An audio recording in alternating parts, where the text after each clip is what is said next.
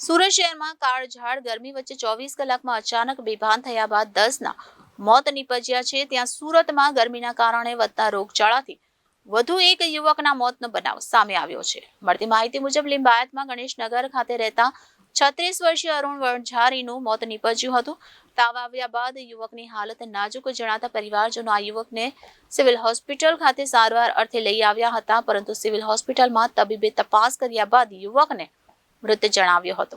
હાલ તો યુવકના મોતના પગલે પરિવાર શોકમાં ગરકાવ થયું છે. રાજ્યમાં ગરમી જીવલેણ સાબિત થઈ રહી છે. ગભરામણ ખેંચ હીટ સ્ટ્રોકથી 15 વ્યક્તિઓના મોત થયા છે, જેમાં સુરતમાં 10 વ્યક્તિના મોત નીપજ્યા છે, જ્યારે વડોદરામાં વધુ 3 વ્યક્તિના મોત થયા છે.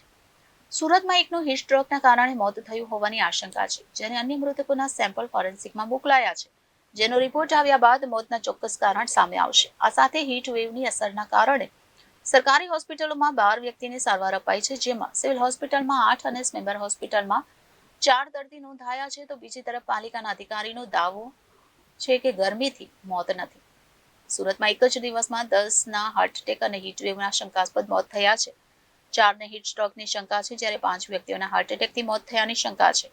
આ તમામના સેમ્પલ FSLમાં મોકલ્યા છે. તમામ મૃતકો ગભરામણ પછી બેભાન થયા હતા અને હોસ્પિટલ લઈ ગયા પછી મૃત્યુ થયું હતું. સુરત શહેરમાં કાળઝાળ ગરમી વચ્ચે 24 કલાકમાં અચાનક બેભાન થયા બાદ 10ના મોત નીપજ્યા છે, જેમાં એકનું હીટ સ્ટ્રોકના કારણે મોત થયું હોવાની આશંકા છે, જ્યારે અન્ય મૃતકોના સેમ્પલ ફોરેન્સિકમાં મોકલાયા છે. ત્યાં સુરતમાં ગરમીના કારણે વધતા રોગચાળાથી વધુ એક યુવકનું મોત નીપજ્યાની ઘટના સામે આવી છે. મળતી માહિતી મુજબ લિંબાયતમાં ગણેશનગર ખાતે રહેતા 36 વર્ષીય અરુણ વણઝારીનું મોત નીપજ્યું છે.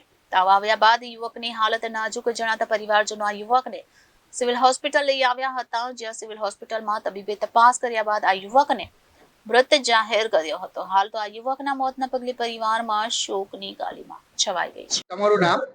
નવીનભાઈ. એ ભાઈનું શું નામ છે ને તમારું શું થાય છે? એ મારો નાનો ભાઈ છે, અરુણભાઈ છે. કેટલા વર્ષ? એ 36 વર્ષનો છે. ભાઈ કઈ કામ ધંધે કરતા હતા? કામ ધંધા હમણાં કઈ નહીં કરતા હતા. શું થયું હતું એમને?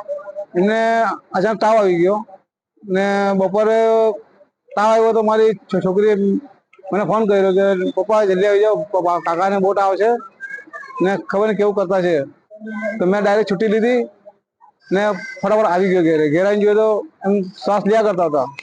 તો મેં આવીને મારી બેનને ફોન કરાવ્યો. મેં કહું બેટા જલ્દી આવતું, જો ભાઈ એને શું થાય છે. હવે એ બેન આવ્યા ને પછી જોયું તો એ ભાઈને બી એને હલાવ્યો કર્યો જ્યાં શ્વાસ લેતો હતો. વાંઠો કરી ચાલ ભાઈ કે હવે દવાખાને લઈ જાઉં. મેં નહીં કે પછી એને પછી મારી બેને 108 ફોન કરાવ્યો મારી પાસે. પછી 108 ને ફોન કરાવ્યો ને અમે 108 કરીને અહીંયા આવ્યો, સિવિલમાં આવ્યો. ડોક્ટરે શું કીધું? ડોક્ટરે ચેકઅપ કર્યું, બધું ચેક કરીને જોયું તો કે ભાઈ ઓફ થઈ ગયા. શું લાગે છે તમને આ ગરમી થયું હશે? હવે એમ કહે છે કે એને ગરમી ને આ તાવના બંને ટેમ્પરેચરથી વધીને એના મેન્યુમાં તાવ ઘૂસી ગયો, તેથી આવું બનાવ બની ગયો. પણ હવે આ બનાવ આવો બની ગયો તો મને કઈ સમજ નહીં પડતી, કેમ કે આટલો જલ્દી કઈ માણસ એકદમ એટલો નહીં થઈ જાય. સુરતમાં કઈ જગ્યાએ? ઉધનામાં લિંબાયત. કઈ જગ્યાએ લિંબાયત? નીલગીરી. અહીંયા જોયું. તમારું નામ? કલ્પનાબેન. જોરથી બોલો. તમારું નામ? કલ્પના. ભાઈનું શું નામ? અરુણભાઈ. કેટલા વર્ષનો છો ભાઈ? 36 વર્ષ. શું થયું હતું ભાઈને? ખાલી તાવ આવેલો. ક્યારે તાવ આવ્યો? આજે સવારે 4 વાગે. શું કર્યા પછી તમે? પછી મારા મોટા ભાઈએ મને ફોન કરીને ઘરે બોલાવી. હું ઘરે ગઈ ત્યારે જોયું તેને જરાક શ્વાસ ઉપર દોડા ખેંચાઈ ગયેલા. અમે પછી ડોક્ટરને બોલાવ્યા. ડોક્ટરે કીધું કે 108 લઈ જા. પછી અહીંયા લાવવાનું ડોક્ટર શું કીધું? ડોક્ટરે ECG કરી ને પછી કીધું કે નથી કઈ. શું લાગે છે તમને? એટલે શું થયું હશે? તાવમાં કઈ થયું હશે કે પછી આ ગરમીને લીધે એવું કઈ થયું હશે?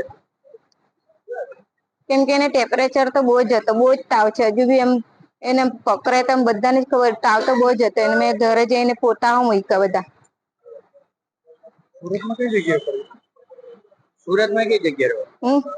એ ભાઈ નીલગીરી. ભાઈ તો નીલગીરી, લિંબાયત. ગણેશનગર. તમે કોણ છો? બેન.